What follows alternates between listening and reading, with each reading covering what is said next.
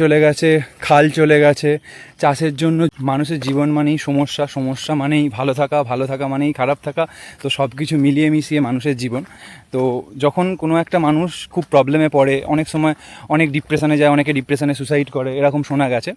তো এরকম সময় একজন ব্যক্তি ভগবানের তপস্যা করে ভগবানকে জিজ্ঞাসা করলো, মানুষকে তো জন্ম দিয়েছো, সব কিছু সুখ সুবিধা দিয়েছো, কিন্তু এত সমস্যা কেন দিয়েছো? এত প্রবলেম কিসের জন্য? একটু ভালো থাকতে দিতে পারো না? তখন ভগবান বলে, জীবন যখন থাকবে জীবনে প্রবলেম থাকবে। এই কারণে একটা ভগবানও যখন জন্মেছে মানুষ রূপে, যখন ভগবানও পৃথিবীতে এসেছে, তাকে প্রবলেম শুধু ফেস করতে হয়েছে তাই নয়, সবথেকে বড় প্রবলেম ফেস করতে হয়েছে যখন ভগবান শ্রী রামচন্দ্র রূপে পৃথিবীতে, নারায়ণ যখন রামচন্দ্র রূপে পৃথিবীতে জন্মগ্রহণ করে, তখন তাকে একটা রাজার ঘরে জন্ম হয়, রাজার ঘরে তাকে লালন পালন করা হয়, রাজার মতো করে তাকে রাখা হয়, রাজকুমারের মতো।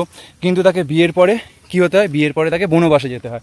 বিয়ের পরে যে রাজমহলে থাকতো, যে সবসময় সমস্ত কিছু মানুষের মধ্যে থাকতো, যার কাজ করার কত লোক থাকতো, তাকে গিয়ে তার ভাইকে এবং তার মানে ওয়াইফকে নিয়ে, মানে বউকে নিয়ে একটা জঙ্গলে গিয়ে থাকতে হয়। এবং শুধু জঙ্গলে গিয়ে থাকতে হয় তাই নয়, সেখানে গিয়ে তাকে বিভিন্ন রকম সমস্যার সম্মুখীন পড়তে হয়, বড় বড় সমস্যার সম্মুখীন পড়তে হয়। তার নিজের স্ত্রীর থেকে তাকে দূরে যেতে হয়, স্ত্রীকে হরণ করে নিয়ে চলে যায়। তারপরে তাকে বিভিন্ন যুদ্ধ করতে হয়, মানে একাই বলা যায়, বিভিন্ন যুদ্ধ করতে হয়। তারপরে যখন সে বাড়ি ফেরে, তার স্ত্রীর থেকে তাকে আলাদা হতে হয়।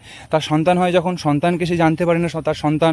পরে যখন যায় সন্তানের সঙ্গে পর্যন্ত যুদ্ধ করতে, তো কত সমস্যা। যখন সব জায়গায় এক হয়, আমি ছোটো করে বলছি, তখন গিয়ে তারা দেহত্যাগ করে, গিয়ে সব কিছু। তাহলে একটা মানে মানুষ রূপে ভগবান যখন জন্মেছে, তাকে কত প্রবলেম সহ্য করতে হয়েছে। যখন শ্রীকৃষ্ণ যখন মানুষ রূপে পৃথিবীতে জন্মগ্রহণ করে, তাকে কারাগারে জন্মগ্রহণ করতে হয়। তিনি ভগবান হওয়া সত্ত্বেও তার মা বাবাকে কারাগারে জীবন কাটাতে হয়। তিনি ভগবান হওয়া সত্ত্বেও অন্যের কাছে তাকে মানুষ হতে হয়। তিনি ভগবান হওয়া সত্ত্বেও একটা সময় গিয়ে তার যে সাম্রাজ্য সমুদ্রের তলায় চলে যায়। তিনি ভগবান হওয়া সত্ত্বেও তার সমস্ত বংশ শেষ হয়ে যায়। তিনি ভগবান হওয়া সত্ত্বেও একটা তীরের আঘাতে পায়ে তার মৃত্যু হয়। তাকেও কত কষ্ট সহ্য করতে হয়েছে, জীবনে কত যুদ্ধ করতে হয়েছে। তার নিজের মামার সঙ্গে তাকে যুদ্ধ করতে হয়েছে, তার নিজের আপনজনের সঙ্গে যুদ্ধ করতে হয়েছে। মহাভারতের মতো অত বড় একটা বিশ্বযুদ্ধে তাকে সাক্ষী হতে হয়েছে। তিনি ভগবান হওয়া সত্ত্বেও, তিনি ভগবান, চাইলে তো একটা টুস্কি মেরে সব কিছু ঠিক করে দিতে পারতো। তাহলে স্বয়ং ভগবান যখন পৃথিবীতে জন্মে, তাকে সমস্যা পিছন ছাড়াতে পারেনি, তখন আমরা তো সাধারণ মানুষ, আমাদের তো সমস্যা হবে। আর যার যত বড় সুখ তার তত বড় সমস্যা, যার যত বড় ভালো থাকা তার তত বড় খারাপ থাকা। তুমি যখন দেখবে 10,000 টাকা মাসে ইনকাম করবে, তোমার খারাপ হওয়াটা ঠিক ততটুকু হবে, তুমি মেনে নিতে পারবে। যার মাসে 10 লাখ টাকা বা 10 কোটি টাকা ইনকাম, তার খারাপ হওয়াটা ঠিক ততটাই খারাপ হবে। যখন একটা মানুষ সাইকেলে যায়, সাইকেল থেকে হাঁটতে কিন্তু অসুবিধা হয় না, কিন্তু একটা মানুষ যখন প্লেনে করে যায় এবং তাকে তখন যখন হাঁটতে হয়, তার কিন্তু খুব সমস্যা হয়। তো মানুষ যতটা ভালো জিনিস পাবে ততটাও খারাপ জিনিস পাবে। তো সব কিছু মিলিয়ে মিশিয়েই মানুষের জীবন, সব কিছু মিলিয়ে মিশিয়ে থাকতে হবে। কালকে একটা ছেলের কথাই বলবো, সে জব পাচ্ছে না বলে খুব ডিপ্রেসড, সে কাজ পাচ্ছে না বলে খুব টেনশানে আছে যে আমি কাজ পাচ্ছি না। আমি জাস্ট সদ্য গ্র্যাজুয়েশন কমপ্লিট করেছি, তার এখন 22-23 বছর বয়স। জীবনটা তো অনেক লম্বা, অনেক বড়, সামান্য একটুতেই ভেঙে পড়লে হবে? তো আমি এসেছি একটা খুব সুন্দর জায়গা, এখানে মাঠ আছে, ঝিল আছে, লাল মাটির রাস্তা বেসিক্যালি দেখাচ্ছি। এটা হচ্ছে আগেকার দিনের কত সুন্দরভাবে, এখন তো প্রায় দেখা যায় না, মানে খুব প্রত্যন্ত মানে গ্রামাঞ্চলে এগুলো আছে, তাও নেই বললে চলে, এখন পুরো ঢালাই রাস্তা হয়ে গেছে। তো পুরো এটা লাল মাটির রাস্তা, এখানে চলে গেছে, খাল চলে গেছে, চাষের জন্য জমি, ওখানে ধান চাষ হয়, অনেক রকমের ফুল চাষ হয়, ওখানে বিভিন্ন রকমভাবে ঝিল করেছে। আমি জুম করার চেষ্টা করছি, জুম হয়, ঝিল করা হয়েছে, ওখানে মাছ চাষ হয় ওই জায়গাগুলো। মাঠের মাঝখানে কত সুন্দর একটা বাড়ি, যাদের বাড়ি তারা কত সুন্দরভাবে এখানে থাকে।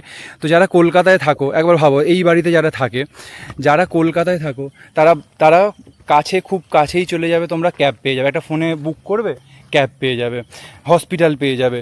যারা কলকাতায় থাকো, কলকাতার মতো একটা সুন্দর জায়গা, শহর জায়গা, হাতের কাছে সব কিছু, মেডিকেল শপ থেকে শুরু করে, স্কুল থেকে শুরু করে, কলেজ থেকে শুরু করে সমস্ত কিছু।